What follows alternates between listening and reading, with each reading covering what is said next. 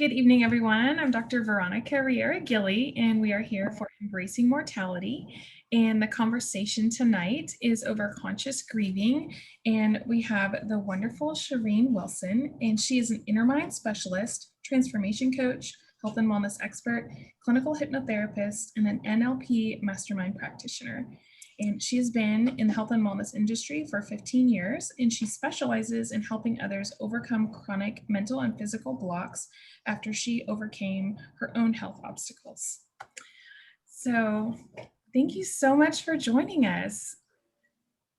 Thank you for having me. I love doing these talks, so I'm happy to be here. So appreciate you taking the time to and as I was saying, to build this community of, talking about our emotions, because it's important to talk about our emotions.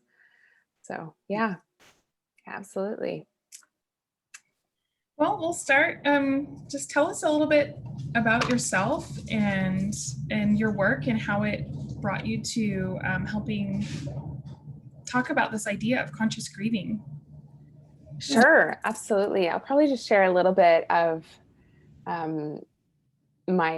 my story and just how I ended up doing what I do now today. And I don't know if you want me to go into any details. I know you heard me speak on another opportunity, another platform where I shared my story, kind of what it was like. And I'm not sure if you would want me to go into that detail. I made some notes, so just let me know if what you're Share feeling. from the heart and whatever feels the best in the moment to share. Yeah. Okay. So yeah, I've been in health and wellness for 15 years. So, and I've seen all different facets of it, and I love it. I prefer holistic health and wellness because I I don't know. I just think that our bodies have the natural ability to heal, and that's something that I believe. And so, I have swung more to that side than the other side, but I do appreciate the benefits of Western medicine as well. Um, for myself, it's been an interesting journey. I thought I was going to be a doctor, and I remember when I was 5 telling my dad that I was going to be a doctor and be a researcher and cure cancer.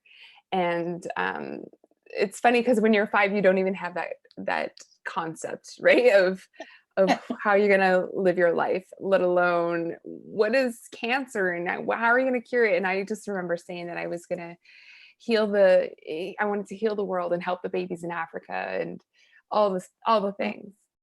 And so I went on that journey, I grew up thinking, yeah, I want to be a doctor. And then I realized how much schooling it was. And I didn't like school. So I ended up deciding not to do those things. And I became a registered massage therapist. And then I became a personal trainer. And then I became a nutritionist. And so I started doing all the things besides becoming a doctor, but working in the health and wellness industry. Through that time, through that, I actually ended up wanting to be a doctor. It was funny. I just didn't feel like it was enough. And it bothered me that I wasn't able to diagnose people. I'm like, I want to be able to diagnose people and really help people. So really help people, right? Like save people. So, and I use quotation marks because we idolize that so much. And in that process, I ended up deciding to take pre-med. And so I went on that journey. And during that, my father got sick, and I got the phone call that nobody wants to get. And it was actually on January 2nd, 2012. And my mom was calling to let me know that they were in the emergency room because my father was keeled over and he couldn't move and he was coughing up blood. And my whole world just shattered because my dad was my hero. He was my best friend. We had an incredibly great relationship. He understood me. I understood him. We were kindred spirits, and he just got me. We just had such a great relationship. So I was just dumbfounded. And so I remember going through that process of the diagnosing, and they rolled out the red carpet of tests, and I went through all that and then came out with a diagnosis. Actually, they didn't come out with a diagnosis. They just put him on the palliative care ward. And that was when I went, what? Why is he in palliative care? That doesn't make sense. He's got pneumonia. Why is he on palliative care? And then so began the journey of realizing that, oh, like he's really quite ill. He's terminally ill. And so we soon found out that, yeah, he had stage 4 cancer that had metastasized everywhere in his body. And I just remember those 3 days of the tests and leading up to that just being like the darkest days of my life. Like you're in the twilight zone and realizing that your whole world's about to be totally changed. Even if it came out with good news, you just know that things will never be the same. And I had made the decision then that no matter what, I remember standing outside the hospital talking to my brother. It was like minus 40 degrees Celsius. And I remember talking to my brother being like, well, what do you think it is? And he's like, I don't know. I like probably cancer. And we just both were like, oh my God, that's horrible. And I made the decision right then and there that no matter what, I was going to live out this process with integrity and be true to myself. And so it began the grieving process. And so tonight's talk it's called conscious grieving because I decided to be aware of every step of the way. I really wanted to make sure that I was aware of everything that was happening. And I don't know why. I think it's because of my upbringing, everything is a lesson, everything is a spiritual process. And so I just remember thinking, this is an experience and I can either run from it or I can learn from it. And so I chose to stay in it and to walk through it no matter what it looked like. And so, yeah, I made the decision to take care of my father step by step. My mom was in the picture and my brother, but my mom was working and she had a really hard time staying present through the situation, rightfully so, 40 years of marriage and retired and now facing all of the fears of single life and the financial burden of just not having, somebody there to do life with. And all that fear came in and my brother was working full time. And so I stepped up and took care of my dad. And I wanted to experience the process and do it properly because I had seen so many people have regrets through the process of losing a loved one. And so I wanted to make sure that I had it down pat. I was like, okay, give me the books. While saving my dad, I was like, look, I'm going to save his life because that's in me. And I'm going to grieve if he doesn't make it, which is a really complicated situation to be in. Now understanding how the mind works, because you can't ride both sides. So it's very difficult, causes a lot of conflict because you're constantly thinking, no, he's going to live. And then your soul and your unconscious mind is like, yeah, but he's dying and we need to process this emotion. So there's a lot of back and forth.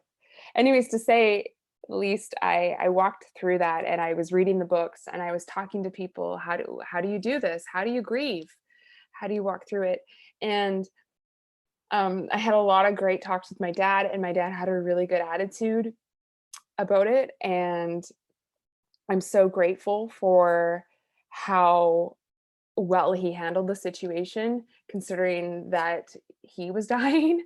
And one of the grief nurses or grief counselor, I should say, that was on staff at the hospice. I remember a couple days my dad not wanting to talk as much with me, which was weird. And I found that hard because we told each other everything. We were best friends. And there was a couple days he was just wanted to watch a movie. And I was like, is this normal? Like, is his medication too much? And I remember her saying, you do understand you're losing one person. You're losing one person. Your mom is losing one. She's losing a spouse. You're losing a father. Your brother's losing a father. He is losing everybody. He is also grieving, and he is losing everybody in his life. And I went, oh my gosh, could you imagine that process of losing everybody? You know that all of it's going to end. And you're gonna and they have to live on. And that was gut wrenching for me. So I was able to have a lot of grace for him in the process. And it was like, okay, dad, some days you don't want to talk, you want to talk. Or you need to cry, you need to cry. Because I always saw him as really strong. And, you know, we were doing a lot of natural protocols before he went to the hospice. And I remember the day that he woke up and he couldn't feel his legs. And because the cancer had been progressing. And so we actually ended up doing a CT scan, and I was in charge of all his medical files. And I remember the results came back and my dad was at home, and he was so anticipating good news because we had been working really hard. We had been doing acupuncture, we had been doing a lot of natural modalities, and um, all these potions and protocols. So he was like, yep. And he believed in me and trusted me with his health. And so he was so excited. He's like, I know that tumor is going to be gone. And he was so positive.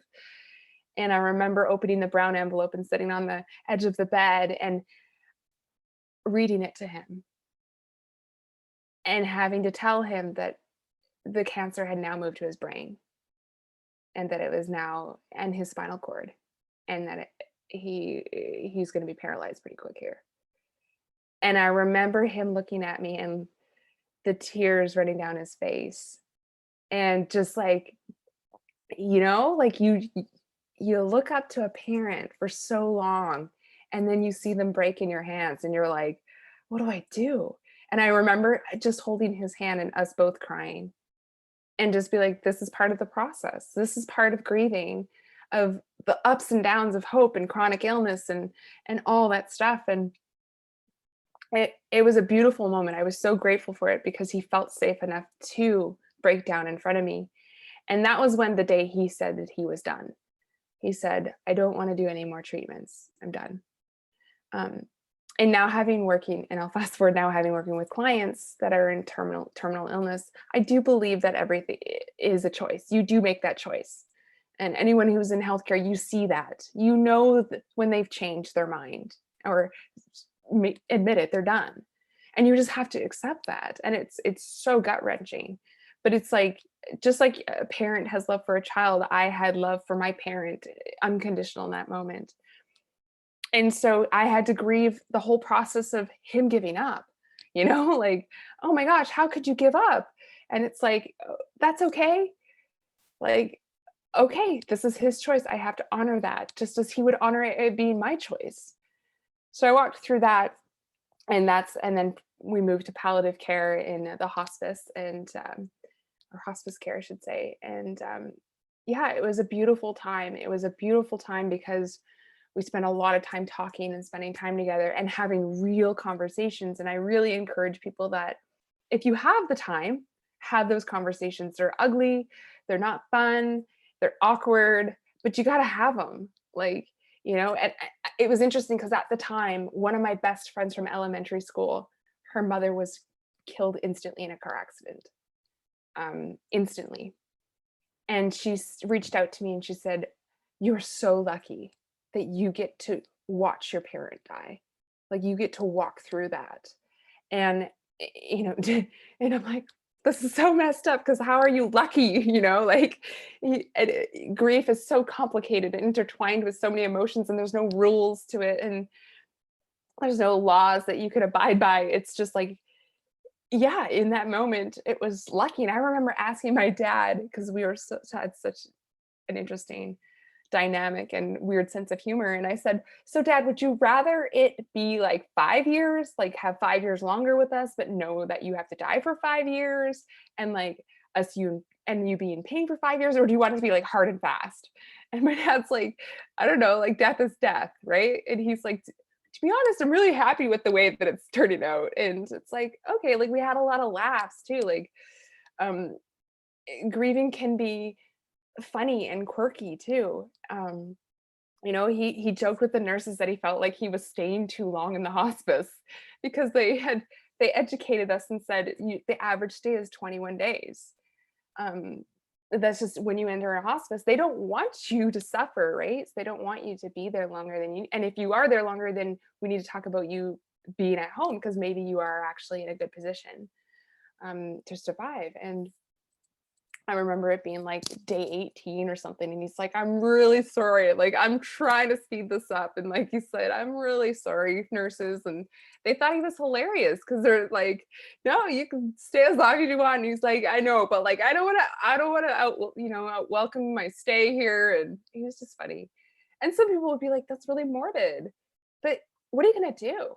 Like, part of the grieving process is like, you just ride the waves. Just like if a parent has a baby and it vomits all over you, you just gotta like realize that that's the situation that you're in. And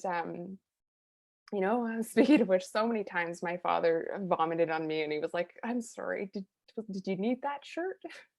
And it's just like, you just work through it. You just go through it.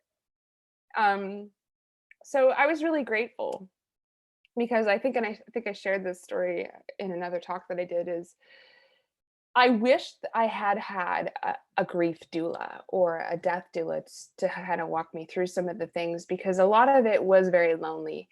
And even though you have family around you, everybody grieves differently. Everybody grieves differently. And, my brother grieved completely differently than I did. I needed to be there the day my dad died. I needed him to die in my arms, and he did. And my brother did not. My brother didn't show up until he was in a coma. And my brother's like, no, like, I'm okay with that. And I felt horrible. I'm like, you didn't make enough time. I'm sorry. I tried to keep him awake. And my brother's like, no, I'm good. I didn't need the last word or last, you know, I needed that. I needed him to like be there with me through this process, because I had been with him through this whole process. And it's different for everybody. Um, yeah. So one of the things, and sorry, I meant to go back to my story. The story I wanted to share is I wish that I had had a doula, a death doula, to kind of help me understand what to expect. And it's ironic because you can't really expect a lot of the things you will experience in grief, especially while you're going through death with a loved one. But I'm happy the way it turned out. And this is how I knew that it was a success, is because one of the nurses, I remember after he passed away, the next day we were gathering some of his things, and one of the nurses came up to me and she was bawling, and she hugged me and she said, I've worked here for a couple years. She's a young nurse. She had just graduated. So she's like, I'd been only here for a couple years, and I've seen a lot of deaths, and I've seen a lot of, children lose their parents. And she said, the way you handled your father and you and your father walked through this grieving process has been an example to me. And she said, not only that, but you gave me hope. She's like, I don't know my father, and I've never had the courage to reach out to him. We're estranged. I don't know her situation, but she said, we're estranged. And she said, it made me realize that I want to know my dad. And I was like, okay, so this worked. It was, if for anything, I grieved all of this so that somebody had hope to find their loved one and walk through a new beginning.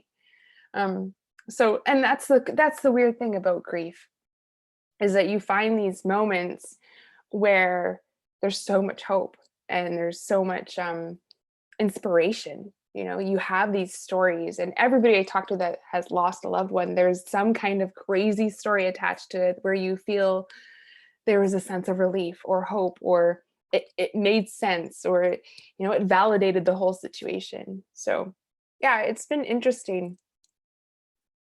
Some things that I've learned, I mean, that was 9 years ago. And some days it feels like it was yesterday, and other days it's a lifetime ago. I'm on another planet. I don't even recognize or realize that it happened. But some things that I've learned since then, and I'll just kind of share some tips, is actually, maybe I'll just yeah, I'll just share a little bit some other stuff. After that, it really, what it taught me, losing my father, I tell people, was the best thing that ever happened to me, because it actually really taught me the value of life. And it taught me the value of death, because it was really beautiful to actually witness somebody die, because you really understand how important the soul is. Anyone that has lost a loved one and seen someone alive and then seen one dead, everybody can agree they look different.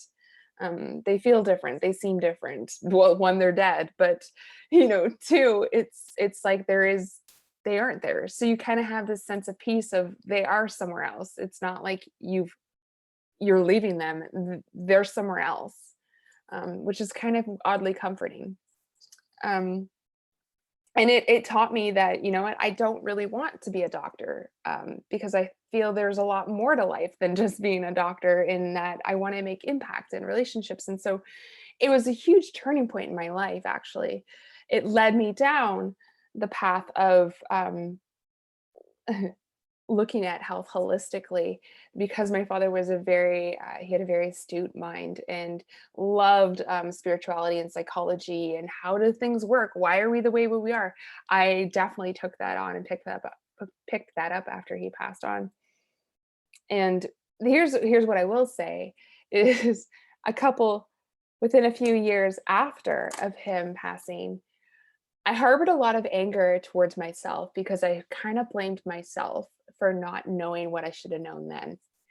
Once I started on the path of learning about alternative healing modalities, I started to beat myself up and be like, oh, what if I had introduced this to my dad? Or what if I had done this sooner? Or what if I had paid attention? Like, you start to go down the path of how I could have saved that person. And so I had a lot of anger towards myself. And so within a few years of my dad passing, I ended up getting sick myself. And this is what, Veronica, you and I were saying earlier, is like, it's so important to process your emotions, because I didn't let anger in. I refused to. So I did everybody knows, most people know the 12 steps of grieving, right? And, there's like anger, sadness, denial, and rage, and all the different emotions. I can't even remember all of them. I refused to get angry at him. I'm like, no. And I think it's healthy to be angry that that person left you. I do think it's a healthy part of grieving. I don't think it's healthy to stay there, but I do think it's a part of the process. I wouldn't go there. Not once would I let myself get angry at him. And so I'd put that anger towards myself. And then I manifested 5 different autoimmune diseases and had my own cancer scare, because I didn't want to deal with some of the emotions that I experienced losing my father. And if anybody's gone through grief and loss, or anything that, makes you question your own reality, a lot of your old wounds come up. And so I had a lot of old wounds come up. Like, why didn't we go down this path of, well, why didn't that work out? Why did that person not love me more? Why you just go down this crazy path? And so, yeah, I ended up getting sick, and I went down the holistic path of, okay, I'm going to juice, I'm going to do coffee enemas. I did enzyme therapy. I did every natural modality you could imagine. You name it, I did it. And I only got 60% better. And I couldn't figure out why. It's like I was trying to prove to my dad that, oh, if I had only if I had access to all the health modalities, all the natural modalities, I could have totally saved him. And so I did all the natural modalities, and I got 60% better. And then I was like, oh no, what's holding me back? And that's when I realized it was my emotions. It was my mental state. It was me deciding I didn't want to be totally healed. And I know it's kind of weird, but I had to work through that too. So that led me down the path of getting into neuro-linguistic programming, hypnotherapy, theta healing, timeline therapy, all the emotional modalities, EFT, EMDR. How do we get rid of these emotions? And I deep dove down into how emotions can affect our physical health and our well-being. And then that is when I truly started to heal myself, and all of my physical symptoms went away.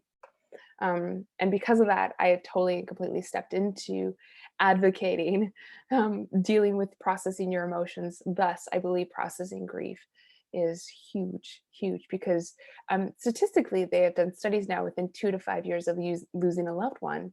you manifest some kind of chronic illness if not processed properly. So yeah, I was right on target. Within 2 years, I started to manifest some pretty nasty chronic illness symptoms. So I guess now I'll just kind of go into a couple tips, and these are my 5 tips I would say to um, to grief. I would say things that I learned, um, and that I kind of teach some of my clients, and that yeah, I think are important to know. Um, One is understanding there is no set time to grieve. Um, it may take long, it may take a long process, it may not take a long process. I When I did read the books, they were like, okay, it takes about 2 years. So I was like, okay, so after 2 years, I'm never gonna be sad again. This is let's just deal with this. Let's deal with the grief. Let's go through those 2 years. And then realize that 9 years after, I still have days where I grieve. I still have events that I grieve. I still grieve my father. And that really blew my mind because I didn't think I would. I thought I would eventually get like a bad breakup, like you eventually get over it, you move on.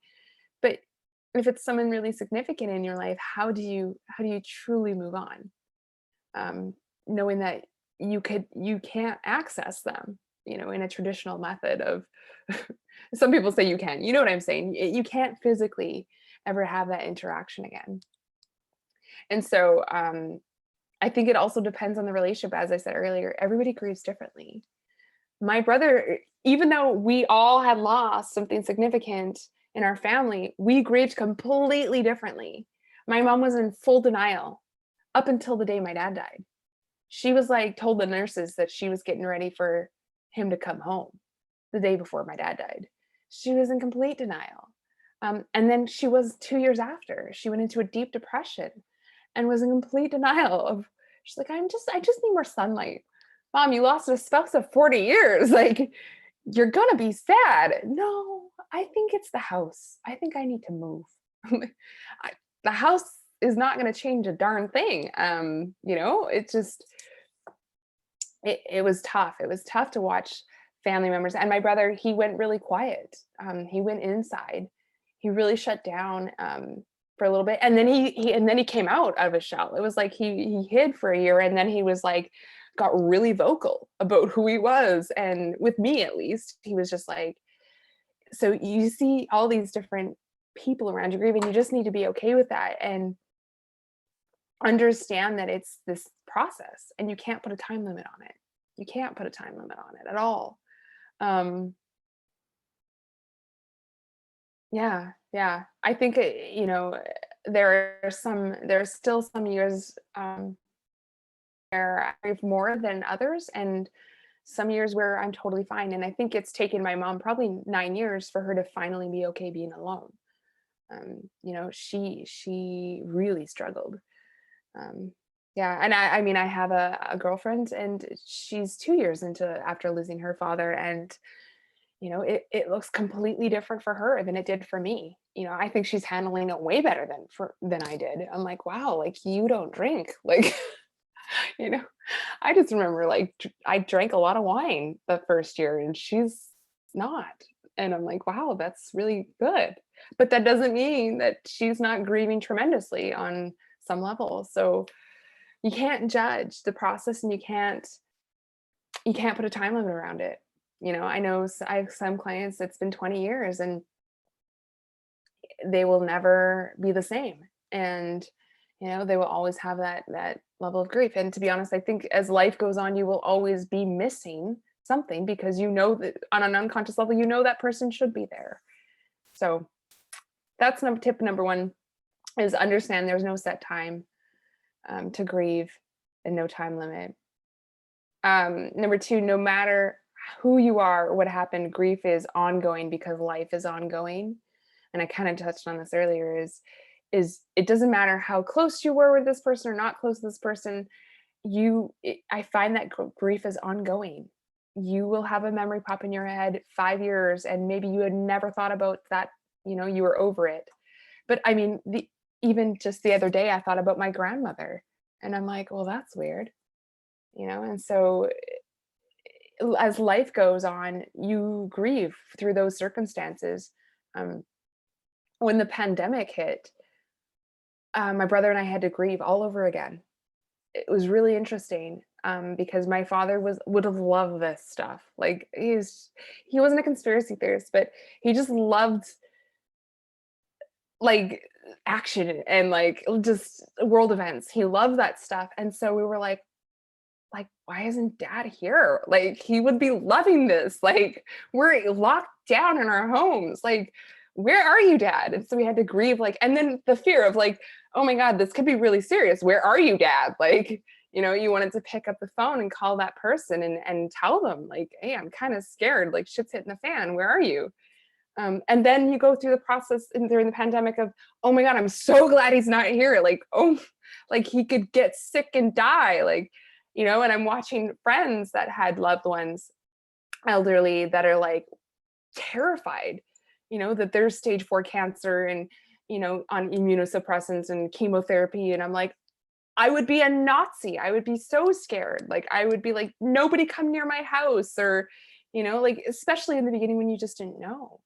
So then my brother and I went to the stage where like, thank God dad's not here. Like, could you imagine like if he was sick right now, like not being able to be in the hospital with it? Like, so you go through these waves when life events happen, and then when you get a promotion or when you have a kid or get married, you have to grieve them not being there. Or something, I remember when I finished all my board exams for all of my credentials, and I was just like, I sat and cried and was like, like he would have been so proud.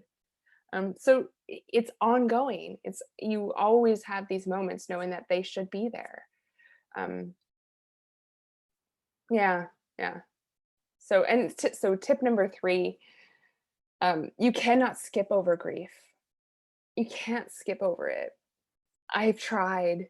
I've had clients try. You can prolong the process. You can skirt around it. Um, yeah, there are events and times in your life where emotions that are felt that are valid and warranted, and grief is one of those things. A lot of the time when I work with clients, we identify, is this a valid emotion or not valid emotion? Like if you stub your toe and all of a sudden you're like, I hate my husband, like that's not valid. Like because you stubbed your toe, like, I mean, your emotion is valid, but the event, how valid is that? Um, and grief is one of those things where it's valid no matter what, especially if it's attached to loss, right?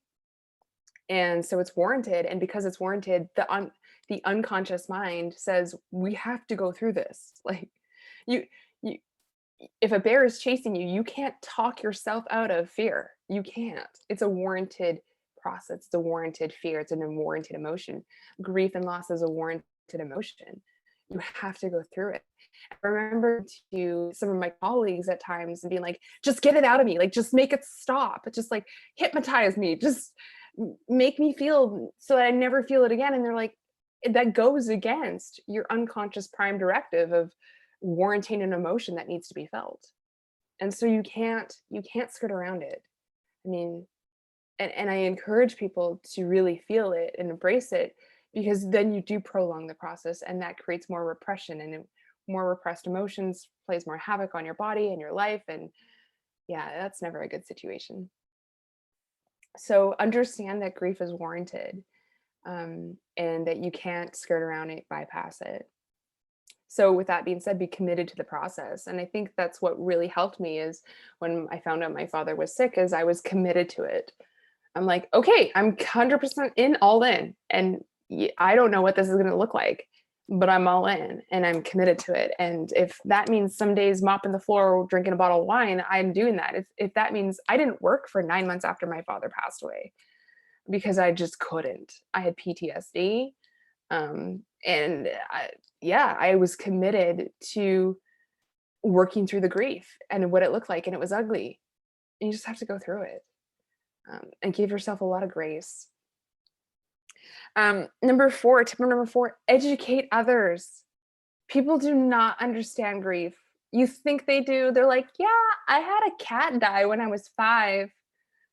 okay, like a lot of people don't understand grief. Like that grief process is going to look completely different to yours. So you have to educate people on what your grief process looks like. To this day, I still educate people on my grief process, those in close relationship with me. And I'll share an example is I actually had food poisoning this past weekend, or some kind of bug. I think it was food poisoning because I remember eating chicken I should not be eating. And I got sick, and I had chills, and I'm laying in bed, and my stomach was excruciating painful. And then at one point you go down the rabbit hole of like, maybe it's appendicitis, maybe it wasn't the chicken, and you just spiral, maybe it's a tumor. Like, you go down all those rabbit holes when you're sick. And a friend of mine was like, I just don't understand, like, just go to the hospital. And I'm like, no, no, no, no, no. Like, you don't get it. And he's like, I don't understand. Like, just go to the hospital, get a COVID test, get an ultrasound, get all these. And he's giving me all these logical solutions. And I just burst out in tears and I said, I can't. And he's like, well, why? And I just sat for a moment and I said, because I don't want to grieve my dad. He's like, what? And I'm like, because every time I enter a hospital, I have to grieve that I don't have him here. And I said, I don't understand it, but I'm educating you on it right now. Like, both my parents had cancer and one didn't survive. I can do hypnotherapy and all the psychological work all day, every day. At the end of the day, it's a warranted fear I have. It's a warranted grief I'm experiencing. And so I can't go alone. I can't do it right now. I think it came to, I can't do it alone. Just because I'm like, the thought of entering the hospital and what if it is and I die? And he was like, what? That's pretty extreme. And I'm like, no, like, it's a valid fear because I know what death looks like. I know what it's like. I know what it looks like. And I can't do that alone. And I had to educate him. I had to educate him that I was grieving my father in that moment. And my girlfriend who had lost her dad 2 years ago, she educates me constantly. She's like, the other day, she's like, I'm like, how's your day? And she's like, oh, I was getting my car fixed at the dealership all day. And I'm like, oh, that's shitty. And she burst out in tears. She goes, it was really shitty. It was my dad's birthday. And I'm like, okay, I'm really sorry. And she said, and I didn't get to pay it forward. And I'm like, not understanding. And I'm like, okay, what do you mean by you didn't get to pay it forward? She goes, I made a commitment every birthday I would pay it forward. I would do something nice, hospitable, like charitable, something every birthday. And I couldn't because I was at the dealership for too long because they took too long, blah, blah, blah, blah. And she was devastated. She educated me. And I was like, thank you for sharing that with me. Because I could have been like, what's the big deal? Oh, okay, like, I get it was your dad's birthday. Like, okay, like, do something special tomorrow. Like, no, she educated me. It was very devastating for her. And I just held space. And she's also very conscious and believes in conscious grieving. So I appreciated that, and if she's having a rough time, she lets me know. She's like, my kid's just like, she's got 3 kids. And she's like, yeah, my son just spilled milk all over the floor. And I'm like, oh yeah. She's like, it's triggering me. I'm like, okay. She's like, I'm grieving my dad today. And so everything's triggering. And she lets me know. It's so important when you're in the grieving process that you let other people know and how they can help you and what it looks like to you. And they may not get it. And it's so scary because you think there's something wrong with you, right? Like, she's like, milk spill on the floor. And I'm like, okay, that's like, I could make so many judgments about that, but she just needed to be like, and this is why I'm being triggered and I'm hurt and I'm sad and my dad's dead. And I'm like, okay, yeah. You just have to just stand out and say what you need to say. It's part of the grieving process of letting people know what you're experiencing. There's so many times, like so many Christmases, I'm sitting at the table crying and people were like, why are you crying? It's Christmas Day. Like, everybody's happy. And I'm like, it's my dad. Like, I just, holidays are never the same.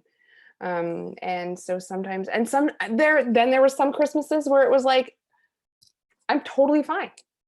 And I would let people know that because some people would be like, I know it's Christmas and it must be a hard time. And I'm like, no, this year I'm good. I'm totally good this year. We're good. And they're like, oh, and I'm like, yeah, no, I'm totally good. 100% good this year. Like, okay, thanks for letting us know, because sometimes it's good, right? You know, my dad's birthday passed this year, and I had a lot of people reach out and be like, I know it's your dad's birthday. And I'm like, oh, no, totally good. We're good. Didn't even think about it this year. And they're like, okay. Other years I've had people be like, how can I help you? And I'm like, I need you. Like, I am a mess. I'm crying on the floor. It's different. So educate people. I'm rambling, but educate people on how you grieve, and how they can help you grieve. Yeah. Number 5, don't allow grief to create your future. I have a lot of people that kind of go down the doom and gloom path of, okay, well now, like I just said, the example, holidays will never be the same. That is true. Holidays will never be the same. But to say, well, Christmas will always suck now. Oh, I can never get a dog again because my dog was the only thing I loved. My mom, I will never marry again. And I'm like, yikes. Okay. Like, you're allowing your grief to create your future. And that's okay. However, I see it work against a lot of people because there's a lot of opportunities of hope and healing if you're just expecting grief to look a certain way. If you're just saying, nope, I'm not going to be able to process that later on. Like I remember thinking, oh, how could I ever have children now that my dad's gone, because he won't be able to be a grandpa, like just ridiculous stuff like that. And I remember being like, you know what? Let's not make those decisions right now. Let's not go get our tubes tied because we're scared of grieving in that process. Don't let it dictate and create your future. Just understand, well, I'll get there when I get there, and we'll process that when I'm at that point. Because I do see so many people go down this path and they block themselves in from a lot of joy. Because if I say, well, every year my dad's birthday, I'm going to be sad. Well, now I'm setting myself up to be sad. I'm telling my unconscious mind to be sad when there are years where I'm not sad. So that is part of conscious grieving, is being aware. And I should have done this in the beginning, is really define, what does conscious mean? Really, like conscious grieving. What does conscious mean? Conscious means to be aware of one's existence, perceptions, thoughts, feelings, and emotions. It's really just to be aware. And so just be aware, and that that means we need to be present of our situation and evaluate what's happening around us. And so, a couple of days before my dad's birthday, I evaluate, how am I feeling this year? We sad? We feel good about it? Like, we're gonna do something special? We're not. Really checking in, conscious grieving to be distressed mentally, process loss, feel, process grief, to be saddened. So I probably should have done that at the beginning, but that's okay. It's just, now you know what conscious grieving is. It was perfect to have this story leading us up to it. So okay, good. It was perfect. Awesome.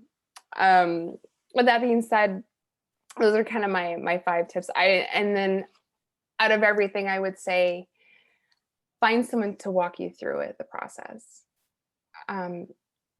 That I do wish I had a grief counselor or a grief coach or grief doula or a death doula. There's so many options nowadays. I wish somebody had just been a little bit more in my corner, because it is such a scary process, because it is so unpredictable. And so, here's the thing, is even over the smallest things, a friend of mine, she lost her dog of 9 years. And that was 2 years ago, and she still struggles, and she really shames herself. And I'm like, it's okay. Like, and I've kind of stepped in that role of helping her be part of that process. And I'm like, it's okay to go to counseling over that. It's okay to have somebody walk you through that.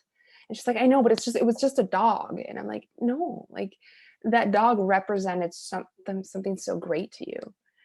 She bought her first house with that dog. Like, there's so many milestones in her life. So don't minimize your grief. Find someone that recognizes how important it is, so that you can walk through that healthily. Yeah. So that's pretty much my story. about conscious grieving and how important I think it is to be educated on it. I do struggle with, you know, I think everybody in the healthcare industry struggles with the lack of information, the lack of education around everything. And grief is one of those things. And that's why I do advocate for a lot of my clients or individuals. You got to educate other people, because they need to know. They need to know the process. And it looks so different. You can't just send out a pamphlet. Yes, we know the 12 steps of grief, but some people skip those steps for years or don't experiencing them or repress them. And so it's important. It's important. And that's why I'm here today. So to shed some light. So I found it really helpful for you sharing the story of your friend and the spilt milk. And I wonder how many of us have these big emotional outbursts and we don't make the connection to our grieving process. It just feels so out of place and we don't sit with it long enough to make the connection. Um, because that milk, you talking about that triggered something for me, a memory that we spilt some breast milk when one of my kids was little, and I lost it. I mean, it was my response was just not at all reasonable for what had just happened. And then thinking about what was going on at that time and the things that I was grieving, it's just like, wow, that's what it was. And I never, like, until that moment, I had not connected it. And I wonder how often is that happening for a lot of us, that we don't make the emotional connections to our grief. yeah. I think grief is one of those emotions that does get pushed down, has been invalidated for a long time. And it's okay to, like, it's in that moment, you were probably angry and frustrated, and everybody's like, well, that makes sense. I mean, logical, we go to the logical brain.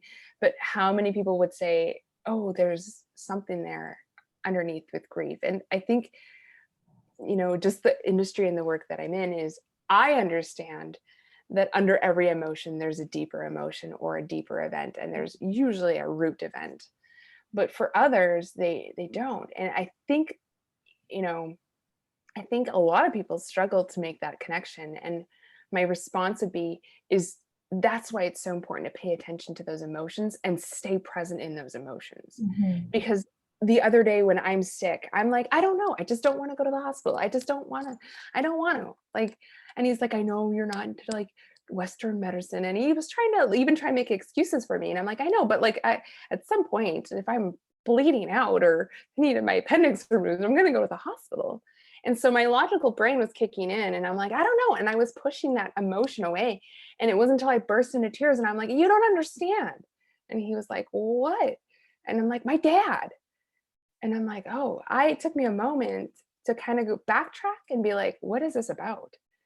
And, I was able to verbally follow that emotion all the way down because it was frustration, anger, annoyance, you know, all these things were coming up. Sadness. I was like, I don't want to be alone. I even wrote it off as like, I just don't want to go to the hospital alone. And really, it was just like, I don't want to be in that environment and have to grieve something of my father. And because I do, every time you're in a hospital, like I spent so much time in the hospital and hospice that it's like, yeah, you can't help but think of that loved one. And I just didn't want to. Um, yeah, it's tough. I think a lot of people struggle to make those connections. And my encouragement is to stay present and follow that emotion and ask the question, is there something underneath here? Is there something underneath here? And part of it is giving yourself permission to feel those emotions, because we're so bad in society for that, right? Like, I know you're a frustrated mom, just let it go. Like, no, okay, something's coming up for you. You're crying over spilled milk or breast milk, like something's coming up. And so many times we have to advocate for that space. Like my girlfriend, she's like, no, like you don't understand. I was at a dealership all day. And I'm like, I don't understand. Help me understand. And she was able to make the connection on her own, but I hadn't. So again, it's just yeah, allowing that permission to feel what you feel, being present and asking yourself, is there something deeper going on under here? And allow it to come up. So that's why I do a lot of hypnotherapy and NLP, because what it does is it brings it to the surface. People go, oh, okay, I see the connection. Does that answer your question at all? It's perfect. Good.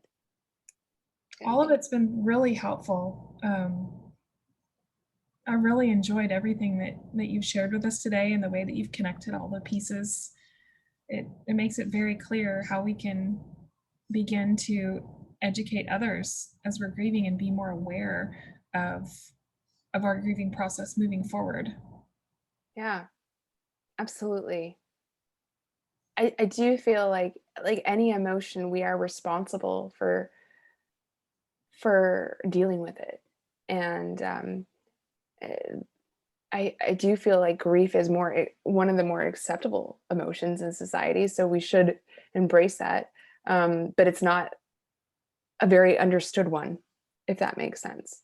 We all understand anger, and we, as a society, kind of, it's not acceptable. But everybody accepts grief. If you're like, my cat died, everybody's like, okay. But we don't have an understanding behind it of what that means. Okay, this person's experienced loss and sadness, but we don't know. We don't know that it encompasses all these other things, brings in fear and anxiety and just a whole plethora of things you don't even imagine and think about. So yeah. Mandy typed in the text box, "Thank you so much, Sheryne. I'm in the middle of grieving many things, and I appreciate all that," oh, it cut off. "All that you have shared tonight. Agreed on the understanding." Yeah, it was, I will say, you don't need to lose a loved one to go through a grieving process. I witnessed a lot of people go through it during the pandemic. The grief of, life is never the same. It still isn't 100% the same, no matter where you live. And so people are grieving what was normal. They're grieving their offices, their jobs, their old roles. They're grieving, especially last Easter. Nobody celebrated Easter. Like where I lived, it was just like, we're now grieving holidays. We're like, we've lost holidays. We're losing schools. We're losing, moms at home were losing their sanity. So they're grieving like, gone are the days of not having kids 24/7, And it was interesting because so many people couldn't put a label on it. They're like, I'm angry and frustrated. I'm like, no, you're grieving. You're grieving. It's a bunch of emotions over loss. And it doesn't have to be over a particular person. It can be over circumstances, roles, ideas, people grieving ideas. I thought a girlfriend messaged me last night, I'm supposed to be in Bali right now. Yeah, she's grieving the idea of being on vacation because she can't travel. And so I think because of the pandemic, I was excited to see that people were starting to recognize, oh, this is grief. At least people around me were like, yeah, I'm sad. Oh, I'm grieving. Yeah. Yeah. Mandy says she's grieving the loss of a job loved for a couple of years now, and it took her some time to realize it was grief and not guilt or shame. Yeah. Yeah, because the unconscious mind will immediately try to seek an answer, right? And I talked about that earlier, is that I started to shame myself and blame myself for not knowing better when my dad was sick. After a few years had passed and I started to learn about some of these other modalities, I just was like, yeah, I felt horrible about that. And that again is grief, the loss of information, the loss of time. If only I'd known then back then, it would have been different. Yeah, for sure. For sure. Mandy says NLP has greatly helped her. Oh, good. NLP is very helpful. Very helpful. And for those who don't know, NLP is really moving the unconscious to the conscious. It's really using language to bypass the unconscious mind and bringing it to the conscious awareness so that it can be dealt with. So yeah, NLP is great. And very powerful. And that is why one of the modalities that I use consistently for anything really. I'm trying to pinpoint. I'm like, no, I use it for everything. So. Did you have exposure to NLP before you found out your father was sick? Because it seems like having those skills would be very helpful for a conscious grieving process. Yes and no. I had a lot of mentors and coaches in my life, and a lot of sports coaches, and a lot of sports coaches are well versed in it. A lot of marketing gurus, even coaches, like coaches in general, just have a good understanding of good communication. And so much of NLP is good communication, is understanding where somebody is coming from, that how they're interpreting the world. It's really about, okay, how is this person interpreting the world? How am I interpreting the world? And how can we bridge that gap? Because your viewpoint is going to be different than mine, and I'm going to use language to try and get that across. And so that's part of NLP. I did have a bit of exposure just because of business and coaches and sports, but I didn't fully understand the depth of it or the power of it until I had gotten sick, and I had sought out a practitioner that was using it in her practice. And that's when I'm like, oh, okay, this is very helpful. But yeah, NLP can be incredibly helpful to change your perspective and somebody else's perspective in a grieving process. Because NLP does blow out the unconscious, right? It's basically like what that tunnel vision of it's this way, and NLP allows the mind to see a different process, a different program, a different perspective, and then the conscious can make a different choice. So if that makes sense. But yeah. Are there any other questions? When I heard you speak on Clubhouse, you had mentioned that you wanted to know everything there was about the death and dying process, and that you did a lot of research, and you mentioned things like skin changes. Oh yeah. And I would be interested to know, what resources did you find the most helpful as you were researching that physiological process of death? Part of it was Google. I was not afraid of like WebMD, and part of that was that grief counselors at hospitals, nurses know this. Hospice nurses know this. They're trained in. So unless you go talk to a hospice nurse, I guess, or Google it, and then and don't look at the pictures because they're kind of disturbing. But there was a nurse. There was a grief counselor there, and I had gone to her, and she had given me a pamphlet on what to expect when a loved one is dying. And it was like this paper pamphlet, and it was like, it looked like it was like 20 years old. And it might have even been like a little booklet. And I just was like, okay, let's read this. And I read it cover to cover, and so did my brother, because I said, do you want to read this? He's like, absolutely, because my brother and I think very similarly. And afterwards, we kind of sat there with PTSD being like, wow, like, did we really need to know all of that? I'm not sure, but now we're fully prepared. And the reason why is because I wanted, there's so much you don't know when you're navigating terminal illness and death. I was like, could somebody please give me some signs and symptoms of what to expect?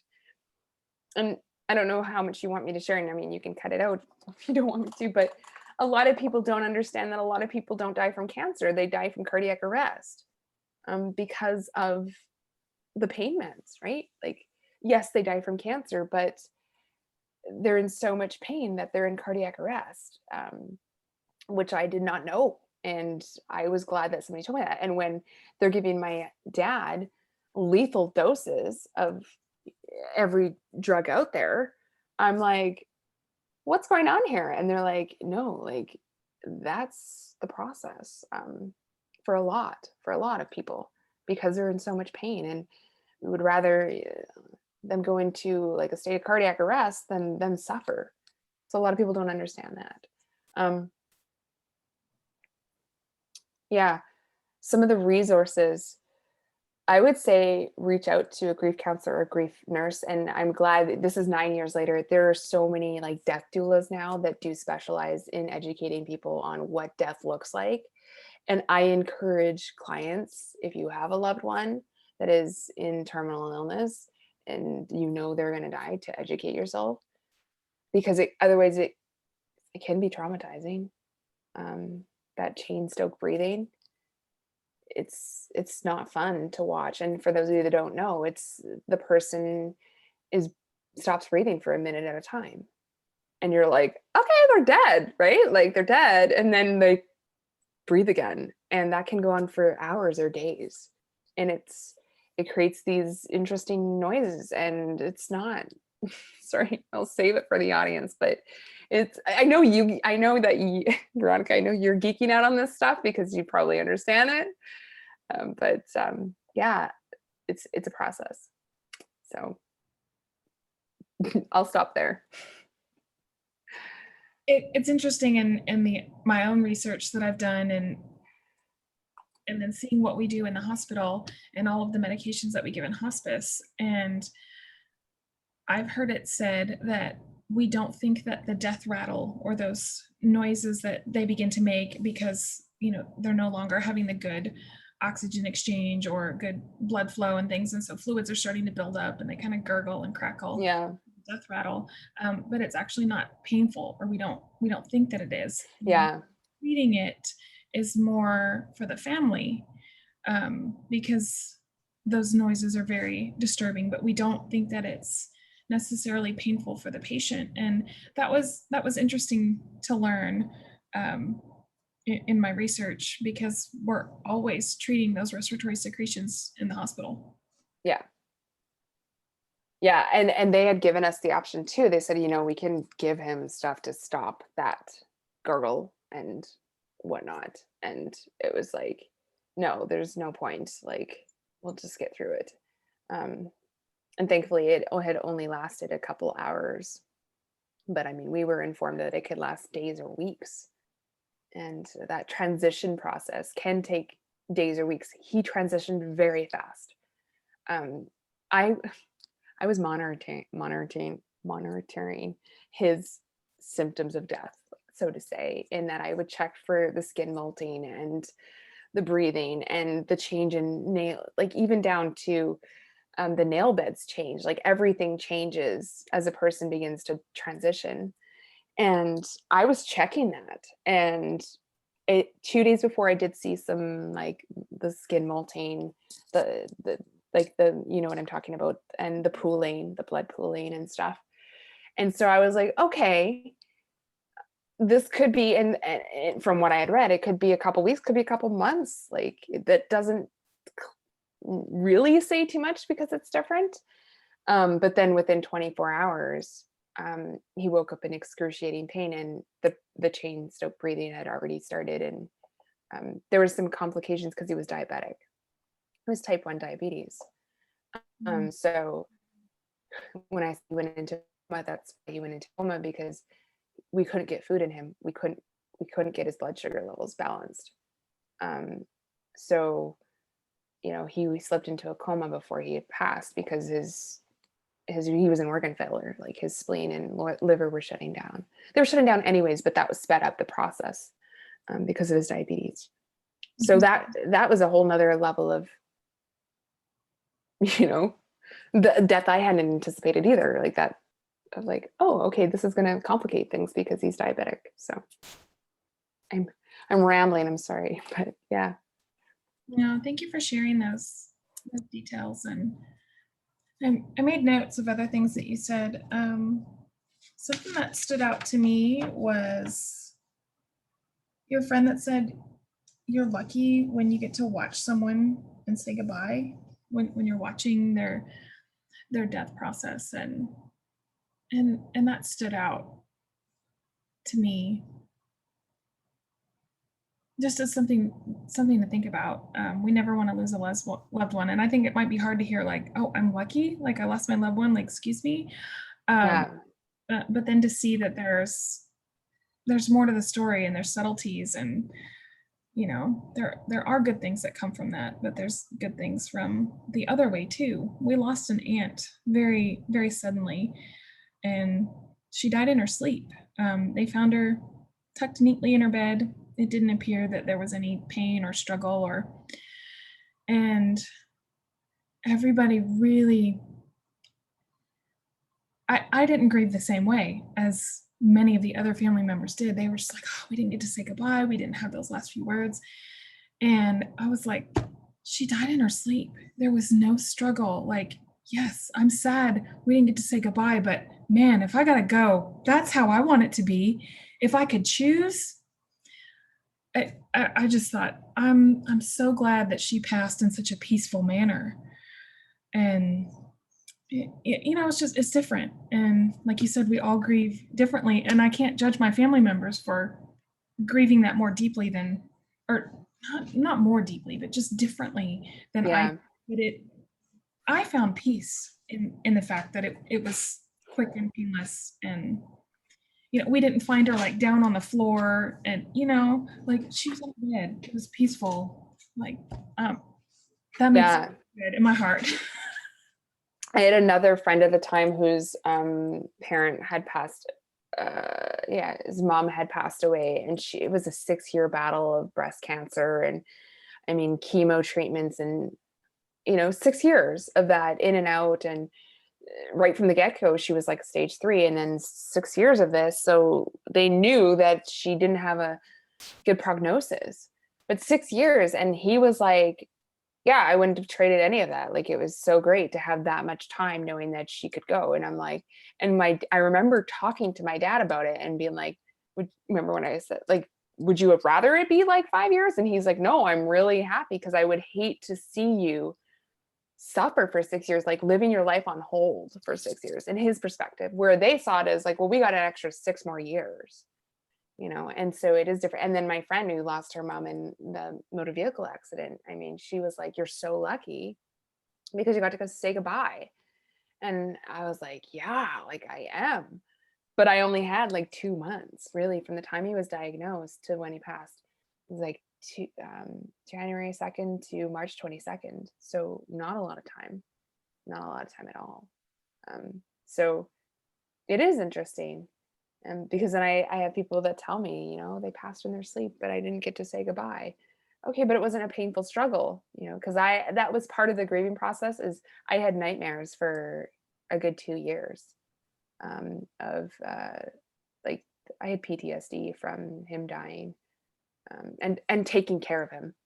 I mean, to be thrown in a situation for 2 months, just like many women would have postpartum after giving birth. I had like some form of postpartum after these 2 months of being thrown into a role I did not expect to play, which I was very grateful to play. But it was like, April 1st being like, what WTF was that? Like, wow, that was just a whirlwind.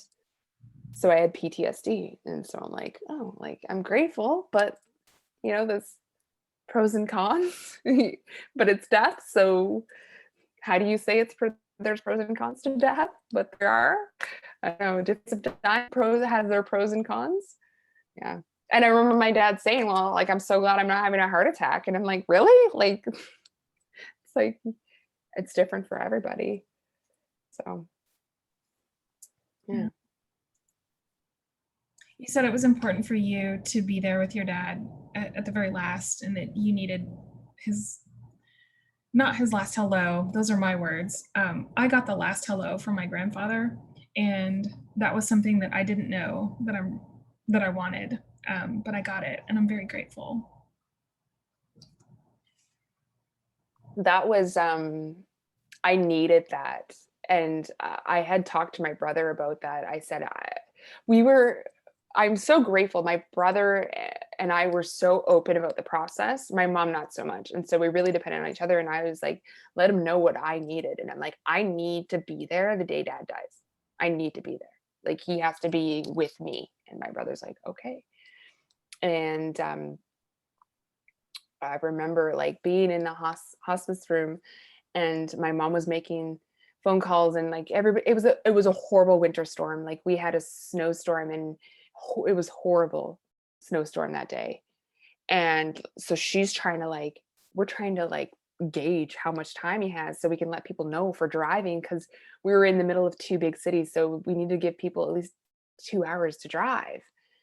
And so she was out of the room still making phone calls, and yes, I remember there being family there. But the last words, he looked right at me, and this is just before he slipped into a coma. And I'm like, Dad, you just got to hang on. Like, Ryan's almost here, my brother. And I'm like, he's almost here. Like, you just got to hang on. And I remember him, and he was already doing the chain stoked breathing, and he was coming in and out. And he's like, I just want to sleep. And I'm like, I know, but you just got to hang on. And something in me was like, Sheryne, you gotta like let him go. Like he needs to go to sleep. And so I looked at him and I'm like, Dad, don't forget me. And he looked square in the eyes, because he was like in and out of consciousness, and he's in pain, and he's like, okay, yeah. And I'm like, Dad, stay with me. And I'm like, Dad, don't forget me. And he's just like locked eyes with me. He goes, don't be silly. I'll never forget you. And then he went out, and he was gone. And those were the last words. And he slipped right into a coma in my arms. And I was like, yeah.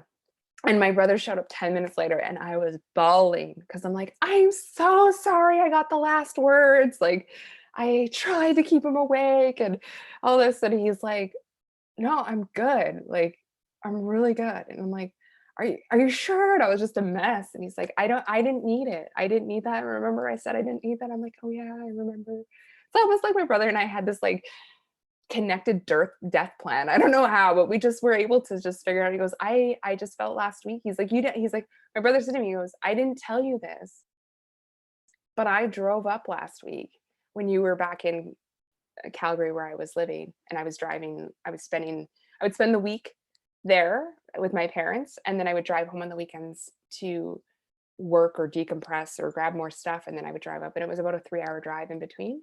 He goes, I didn't tell you this, but when you were back in Calgary, I drove up by myself. I didn't let anybody know, and I said goodbye. And I'm like, that would have been really nice to know, like really nice to know. I'm trying to keep him awake and conscious for the last 3 hours so that you could get here on time. And he's like, oh, sorry. Yeah, no, I'm good. We're good here. And I'm like, oh, see, everybody is different. And he didn't want to tell me. He needed to do that on his own. And I had to respect that. I had to respect that he went up privately. He didn't tell a soul. He didn't tell my mom. He didn't tell anybody. He just drove from Calgary to the hospice, sat with my dad for 3 hours, said his goodbye, and that was it. And he did that the week before he had passed. And, okay. It was an interesting journey for sure. It still is. It's still going on. What I didn't say is I ended up going through the anger process. It wasn't until 4 years after my father had passed that I found some letters that he had written in his younger years that kind of really showed his character. A father that I didn't know, if you know what I mean. Like he had traveled. It was the 70s, and he traveled, and I learned some things about him that I didn't want to know, and I was really angry because I couldn't go to him and reconcile it. I couldn't be like, so what really happened when you were traveling? Like, because I just found out some stuff. Like my father was a very ethical man, and I just found out some things that I was like, I'm not okay with that, and I need to process this with you, and you're not here to process. So for 2 years, I was very angry at him, because I felt like he had lied to me. And in retrospect, I mean, that was years before I was even born. But I wanted that closure of who were you really, and so I had to go through a whole forgiveness of, okay, what if he was a big, mean, bad person? Like, that's not who he was to me. So it was interesting. Yeah. Questions, more questions. You're muted. There we go. You're talking about sharing in different situations. My father took 3 months with cancer in the passing, and being at home, and the helpers and all that. And that went it's sad, but it's real. It's reality. I mean, I just, didn't have that much problem with it, I guess, I think at the time, and I still haven't. I don't think I'm not thinking of something. I'm just, our relationship wasn't that way. So, but I think my brother missed out on a lot of it because he thought he died 3 months before that when we found out that he was terminal. Mm. And that's just the way he reacted to things. And it made me understand my brother, I think, differently than I had before, because I thought they were closer than my dad and I were. That was his loss, but he's shown other things in his life that just not an emotional person, I guess, or just doesn't care. I haven't figured that one out yet. But when my mother passed, she had cancer. Again, breast cancer came back, and it was from the week 1 week from the date we took her to the hospital because she couldn't get up, to the following Monday she died. And it was a hard week because I kept thinking, no, she's going to be all right. This isn't it. And when they take her from the regular room into the oncology department, I didn't want her to see that. I didn't want her to see that, those big words written across there, and then I tried finding people, and the one lady said, well, hun, is she even still eating? And I thought, no, she hasn't eaten in 3 days. Yeah. She said,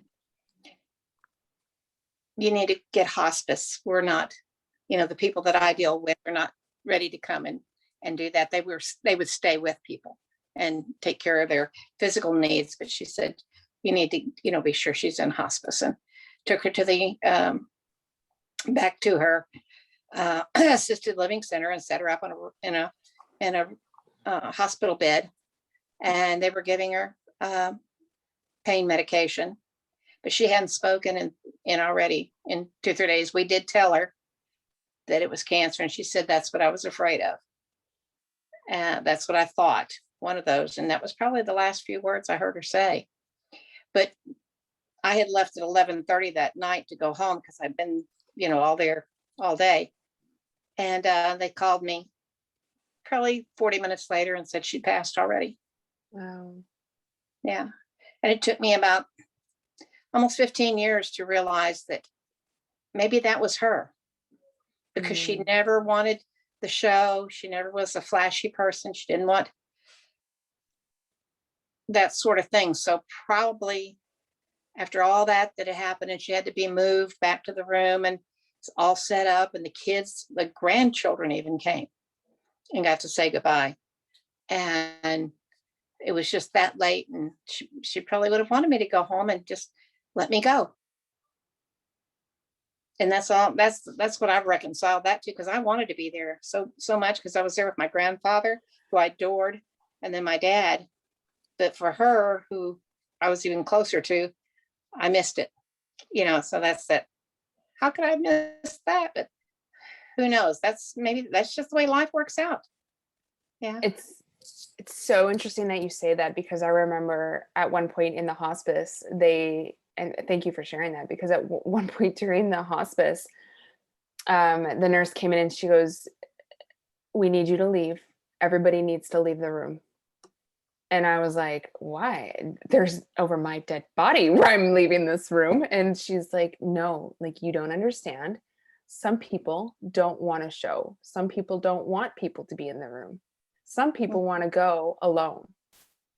And I'm like, oh my God, like, you want me and everybody, because his brother and sister were there, and my cousins, and like by then there's 15 of us. And I'm like, you want us all to just leave this dying man alone to see if he wants to die alone? And she's like, yeah, some people want to die alone, and they want to exit because it's too much too. And I'm like, okay. And I remember she's like, just for an hour.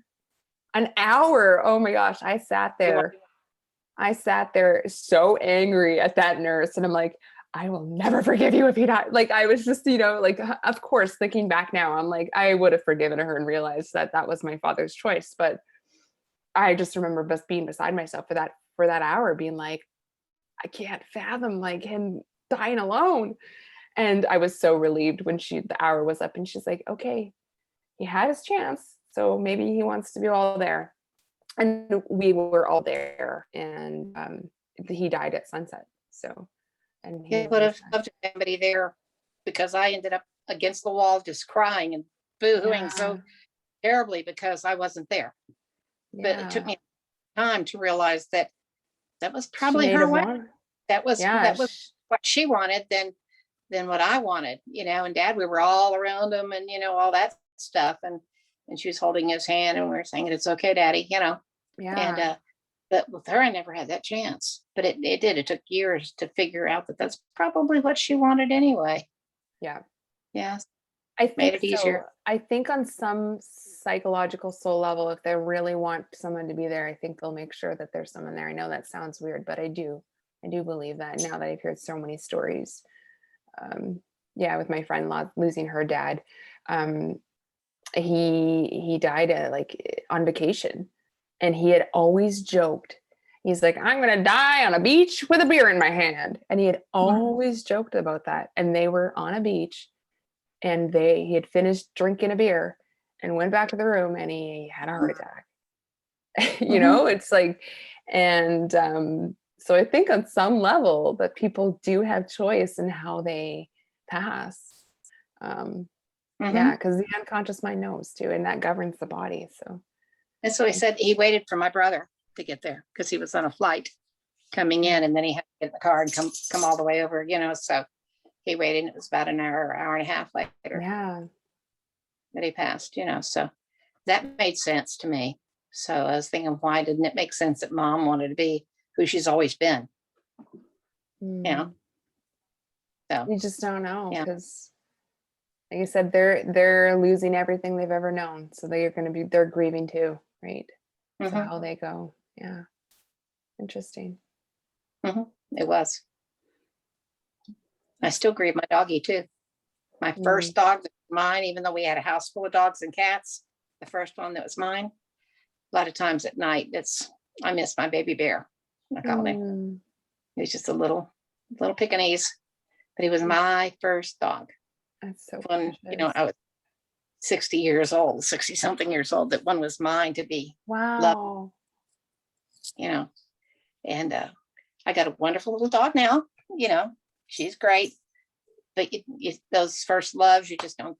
That's hard to get over. And he still comes. I'm sure glad I got to have you for 3 years. So they're as important, I think, as people are, because they have souls. I truly believe that.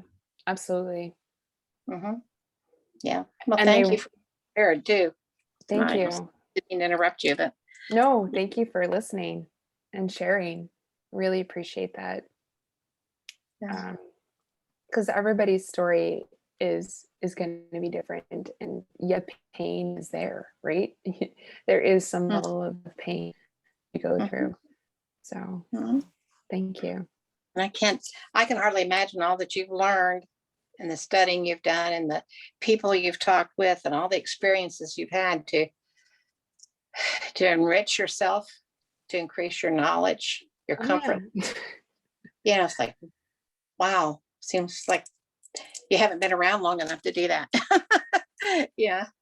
I'm older, but I just spent, I just feel like, wow, I could have done some other things, but that's wonderful that you apply that and to help other people to understand it, because I'm more of that kind of person that can work like this. My husband thinks it's crazy to sit here and talk about death or dying for 2 hours. Well, it's never too late. And there needs to be more coaches and counselors, and even just like people to get it. Just having that understanding that you've been through a loss with a pet, parent, job, whatever, grief, just having that level of understanding is really what people, that holding the space, right? Holding the space for someone to. That's what even COVID, like you're saying, it really affected us, because we feel like it with kids, grandkids, around, then all of a sudden it cut us off. I found out my great granddaughter was having her child, our first great grandbaby, by holding a thing up to the window, and showing us. because we couldn't touch them. And that's nothing touching. We lost those touches that feel, the ability to hug has always been so important to me, and the kids know it. And to not be able to hug them and touch them, and because we were so frightened. I know, and he was terribly frightened for me, my husband. So he's the only one that went out of the house for months on end at the beginning of it, and all that the news media and the coverage, and it made it sound like everybody was just going to drop dead if you were, older or had I had diabetes, I had cancer, I had, all these things that, and so it was like isolate. And we talk on the phone to my daughter, but the kids, more texting, text, and that's just doesn't have the emotion in it. But talked myself right into an ulcer too. Wow. This year, found that it was there a few months ago, and it's not a bacterial, it's a stress related ulcer. Yeah, so that's something I'm working, a couple of medicines, and just really, it's opening up. Things are feeling better. We're getting ready to, to break out of this, and they've, we're able to hug again. And that was like, those first hugs were I just couldn't let go. It's really, really good, but it's really, that makes you think about what's important to you. Mm-hmm. Totally. Yeah. Mm-hmm. Yeah. Yeah. And that little grandbaby, she's 6 months old now. She's beautiful and happy. And that was a big worry of the whole thing too, was here was she had her in November. So it was like, because we didn't know what was going to happen to those moms and those babies. So I'm doing better. Try not to worry about things nearly so much as I used to, but I think if we can make it through that, we got it made, Right. It does put a lot of things in perspective for sure. Yeah. It's been a tough year for a lot of people. Year and a half, really. Yeah. Mm-hmm. Yeah, it's been that long. But getting back to normal is just like it, new normal. We still wear a mask out when it's, when we go into a store, we do. But to be able to have them over for that Mother's Day and then have them over like that, it means the world to me. And it always did to have the kids over. My husband says, I know we couldn't do Thanksgiving, we couldn't do Christmas, we couldn't do, the holidays, the Easters, all that type of stuff that year. But now it's coming back, and I just want them here all the time. Mm-hmm. Yeah, we'll see how long that lasts, but but it's getting so much better. So I think everything will calm down. Mm-hmm. Yeah, and start enjoying the things and the friends that you can be with again that you couldn't before.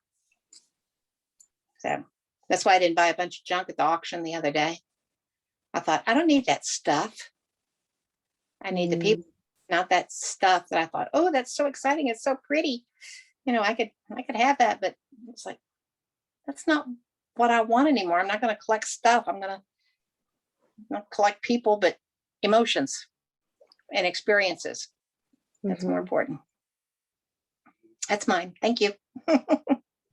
Thank you. Yes, thank you for sharing. Yeah. The gift that the pandemic has given me has been this.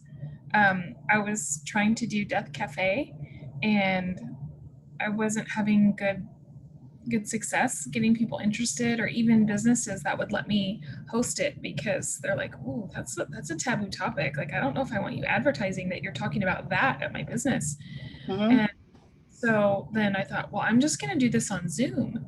And I'm just so grateful that I've had the opportunity to meet people like you, Sheryne, to hear such beautiful stories that start the conversation.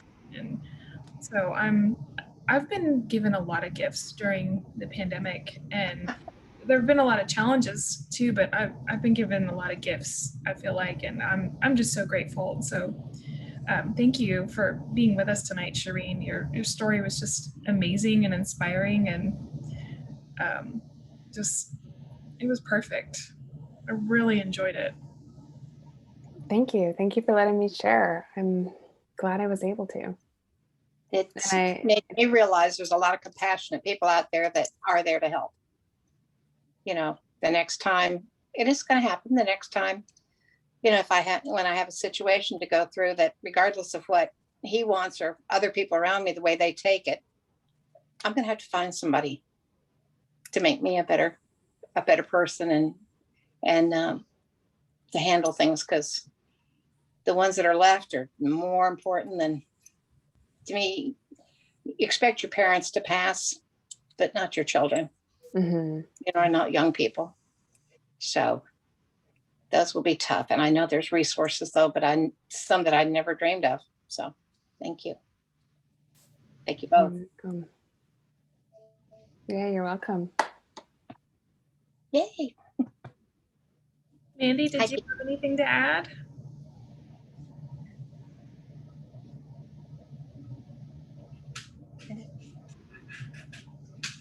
No, she's good. Okay. Well, is there anything else that you wanted to share before we close? Not really. I mean, I think I've said all that I need to say. I feel complete. I was just about to say that. It feels complete. You feel complete. I feel complete. Yeah, it's therapeutic. And I think it, you know, talking about it, it's so therapeutic. It's because I also made a commitment that I would carry his legacy on, and so this is part of it. And I did learn so much. So thank you, Barb, for saying that. Like, I had a choice. So many people I see don't walk through the conscious grieving. So I did have a choice of sticking around and going through it with my father. And I had a choice afterwards too. And I still have a choice. And so I like to educate people on that you do have a choice on how you can grieve, and walking through death and loss, and even how we handle this whole pandemic. You do have choice in that. And part of it, I think, is recognizing how you feel, and really paying attention to that. And it was not easy, for sure. And you know, I don't want to minimize, like, thankfully I've done a lot of hypnotherapy and NLP to work through some of those, you know, deep woundings. Yes. Some of those deep woundings. But I have moments and days where, yeah, I'm just like, God, I really wish he was here. Like, that's so annoying. But you just work through it. You just process it. And today was one of those days. I'm like, really could use you right now. But you just walk through it, and you know that everything's gonna be okay. So that's it. I think I might have an advantage of age over both of you, and just being able to think about some of the things that, like, I can't pick up my mom's rolling pin, rolling out dumplings, that I don't think of her. All those little things, though, now that it's been years, she passed in 2003, so it's been quite a while. But those things bring more comfort than anything else. And, you know, that I've always felt more like thinking of the person is more important than a ceremony or an event. A single event is the still thinking of them and having them with you. And then, you know, they're never really gone. They're always with us. Yeah. So thank you. All right. Get down, Penny. Well, time is it? It's about time. 45. Mm-hmm. Well, thank you again, Veronica, Thank for you. hosting. Thank you, Mandy, for coming too. I appreciate both. Thank you, guys. Thank you. All right. Thank you. Thank you all. Good night. Good night. Thank you for coming this evening, Sheryne. It was wonderful, and I'm looking forward to posting this. I think it was just stellar. Yeah. Good. Sometimes I talk a little too much, so I'm pretty candid, you know. I'm like super vulnerable, and I'm willing to go there and talk about the nitty grits. Like, you want to know, like, I'll describe death to you. I'll describe everything, I'll describe that process. But I know some people don't want to hear it. So I try to be quite conscious and aware of that as well. But thank you for letting me share my story. And I'm very grateful. And it's such an honor to share the process. Looking back, it's one of those things you go through at the time where like, this is hell. Like, I could totally do without this. And even up to the last, even up to the 5 years of grieving my dad, it's only in the last couple years that I've been really grateful of that whole experience. Now talking to other people and be like, oh, wow, okay. Like, I good job. Like, I've been able to pat myself on the back and be like, okay, I did do a good job. And it's okay. And yeah, a little bit of self-assurance. Yeah. So, and I'm still grieving like everybody else. It never goes away. No, it's always there. I do. I was going to say that I do think it's important. When people need to recognize when grief is unhealthy. And I think it's unhealthy if you remain in the denial phase, and because that does repress it. And then 2, if it consumes your life. And when I say consumes your life, like I know a client that had lost her mom like 4 years ago and hasn't been able to go back to work and like can't get out of bed. Like, that's all consuming. And I feel that there's definitely more underlying issues there. One wound bleeding into another wound that's lit up a bunch of wounds, if you know what I mean. Mm-hmm.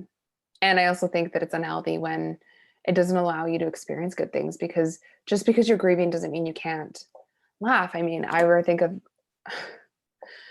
the day of my dad's funeral. I mean, I got blitz drunk with my mom and we passed out on her bed and she told me she loved me. And my mom it does not say that. Like, that's just not what she does. And, like I look back and I'm like, that makes me laugh. Like, part of grieving is be able to look at the joyful moments and like what Barb was saying is like, cherish, picking up her mom's rolling pin. And so you should be able to enjoy the good things in life while still going through the process of grief. So, yeah, no, thank you. It's been lovely. And I hope this helps a lot of people. And if people need help, I'm available. Obviously, I offer my own services, but they can reach out to me. If anybody is walking through a process and needs to kind of talk, I do offer consultations and that safe space. So awesome. When I post this, I'll be sure and post links so people can find you. Yeah, thank you. I really appreciate that. Will you tell us the name of your website, please? Yeah, innermindperformance.com. So I'm innermindperformance.com, and I'm also on Instagram. I'm on Clubhouse. She Will Be Alive. That's my Clubhouse name. Instagram, I'm Innermind Performance. So, yeah. And I'll be doing a podcast pretty quick here as well. So, Innermind, the Innermind podcast. So, where I'll talk about all kinds of things too on there. Yeah. Wonderful. Do you have an email list? Yeah, people can get a hold of me through email, Sheryne, SHERYNE at innermindperformance.com. So, yeah. Awesome. I'm going to join your email list. I don't send out much. It's usually just every 3 months a promo, just because I don't like spam. I don't pay attention if I get more than one email every 3 months. Like, if you send me an email once every 3 months, I'm paying attention. Like, oh, I need to read this. Yeah, it's perfect. Yeah, I mean, somebody was telling me that like they send a email every day to their list. I'm like, I would block you so fast. Like, what do you got to tell me every day? Like, if I'm hearing from you every day, I'm paying to have a conversation with you every day. You know what I mean? I'm just like, no. Yeah. So, yeah, I have an email list and it's usually just promos being like, hey, I launched this. Hey, I have this for free. Hey, that's pretty much it. It's just like an update. It's like those family emails that you get every Christmas be letting you know what the family's been up to for the last year. It's like that. Just every 3 months. Hey, this is what I've been up to. That's my speed. Thank you. Yeah. Perfect. Yeah, it'll work. Awesome. Okay. Well, this has been such a pleasure. Thank you so much for spending your evening with us. I'm really grateful and honored. Yeah, it's been great. Yeah, thank you. And if you need anything in the future, let me know. And yeah, I'd love to stay in contact. And if you're running more groups or need any help, or I don't know, just I'm pretty open. So whatever sparks your interest or you feel led to, let me know. Thank you. I'll do that. Awesome. Cool. Well, thank you so much. And I hope you have a good evening and a good vacation wherever you're traveling to or what you're doing. Thank you. Thank you. I hope you have a wonderful evening. And ooh, it's weekend now, right? So I hope you have a good weekend and have some good weather for outside. Yes, it's Thursday night, Friday. Yeah, absolutely. It's going to be, actually, it is really nice out. So it's going to be a good weekend. Awesome. Thank you. Okay, Thanks. well, you have a great evening. We'll talk again soon. Thank Okay, you. Bye. bye.